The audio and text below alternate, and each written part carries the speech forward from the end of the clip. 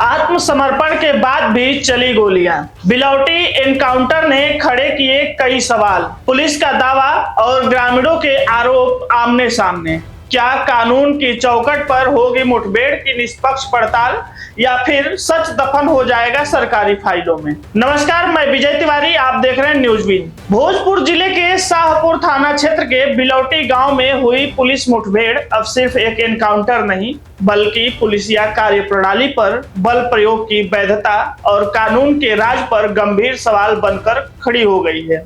30 वर्षीय भरत भूषण तिवारी की पीएमसीएच पटना में इलाज के दौरान मौत के बाद गांव में फूटा आक्रोश इस बात का संकेत है कि सरकारी कहानी और ग्रामीणों के आरोपों के बीच बड़ी खाई मौजूद है। पुलिस का दावा है कि भरत भूषण तिवारी हाथ में पिस्टल लेकर लगातार हवाई फायरिंग कर रहा था। पुलिस और एसटीएफ की टीम ने उसे कई बार आत्मसमर्पण करने को कहा, लेकिन उसने पुलिस पर 8 से 10 राउंड फायरिंग की। जवाब में आत्मरक्षा और आम लोगों की सुरक्षा के लिए पुलिस ने 4 से 5 राउंड फायरिंग किए, जिससे उसके पैरों में गोली लग गई। पुलिस के अनुसार उसके पास से पिस्टल, कारतूस, मैगजीन और खोखे भी बरामद हुए। लेकिन घटनाक्रम का दूसरा पक्ष पुलिस के आधिकारिक बयान से बिल्कुल अलग तस्वीर पेश करता है। प्रत्यक्षदर्शियों और ग्रामीणों का आरोप है कि भरत ने पुलिस अधिकारियों के आश्वासन के बाद अपनी पिस्टल जमीन पर फेंक दी थी।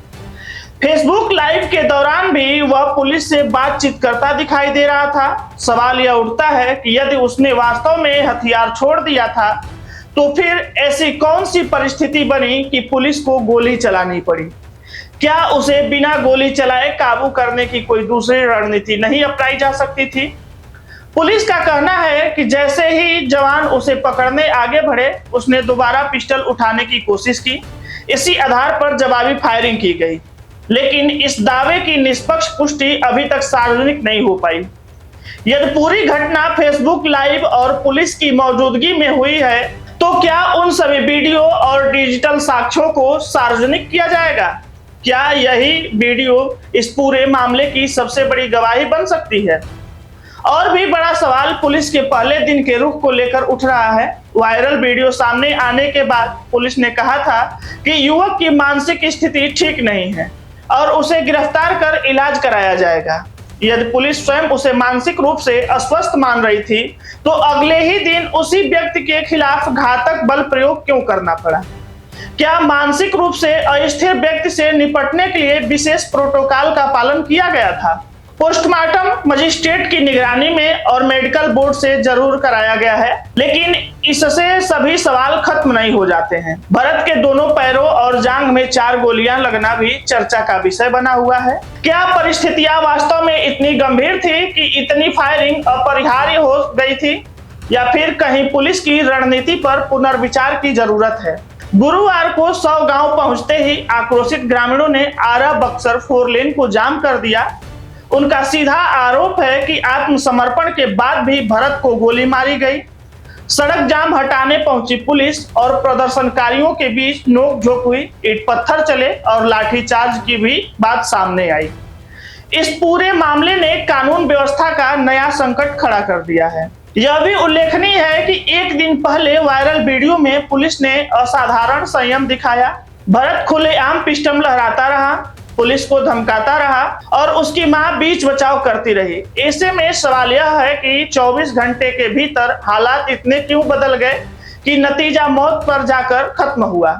निसंदेह यदि किसी व्यक्ति ने पुलिस पर फायरिंग की है तो यह गंभीर अपराध है और कानून उसके खिलाफ कार्रवाई की अनुमति देता है। लेकिन उतना ही महत्वपूर्ण सिद्धांत यह भी है कि पुलिस की हर कार्रवाई न्यायिक कसौटी पर खरी उतरनी चाहिए। मुठभेड़ की वैधता केवल पुलिस के दावों से नहीं बल्कि निष्पक्ष जांच, फॉरेंसिक साक्ष्य, वीडियो रिकॉर्डिंग, बैलिस्टिक रिपोर्ट और स्वतंत्र गवाहों से तय होती है।